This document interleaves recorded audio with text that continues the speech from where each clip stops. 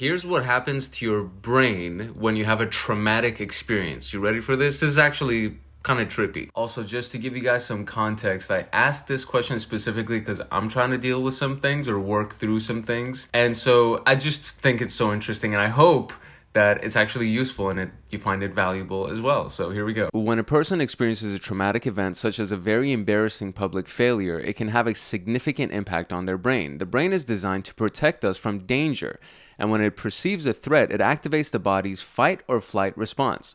This response involves the release of hormones, stress hormones, such as adrenaline and cortisol, which can affect various systems in the body, including the cardiovascular, respiratory, and immune systems. During a traumatic event, the brain's fear center, the amygdala, becomes overactive and can cause the person to feel overwhelmed and out of control. The prefrontal cortex, which is responsible for decision-making and rational thinking, can become impaired, leading to difficulty making decisions or thinking clearly. The effects of a traumatic event on the brain can be long-lasting and can manifest in various ways. Some people may develop post-traumatic stress disorder, which can cause intrusive thoughts, flashbacks, and avoidance behaviors related to the traumatic event. Others may experience changes in their brain chemistry, such as an imbalance of neurotransmitters, which can contribute to depression, anxiety, or other mental health problems. All right, so when I read this, the first time I read this, I was like, okay, this makes a lot of sense. For me, when I understand how the science behind my body is and behind my thinking and all that, when I get the science behind it, I'm like, oh, now I see how I was reacting or what was happening, and it helps me with the navigation of it all and like dealing with it. I hope that makes sense.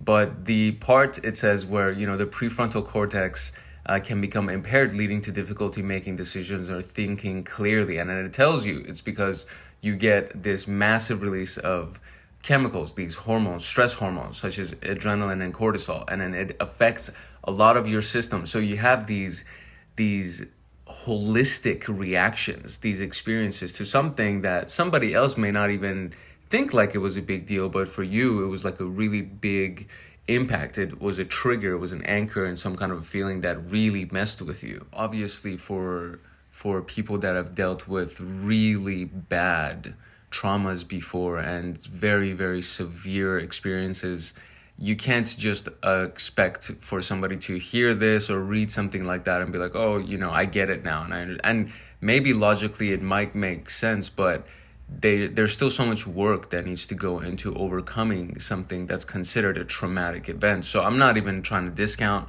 how serious it may be for some people. For me, it was traumatic because of the fact that it keeps showing up and it keeps messing with my decision making. So I consider that to be a traumatic event, and it helps me understand how at least my system is functioning or what's going on in my mind or in my body when something like this is happening, or where you have a recall or like some kind of a triggering event or something like that. So if your situation is a little bit deeper than what a little video can address, then please do seek help if you haven't done so already. It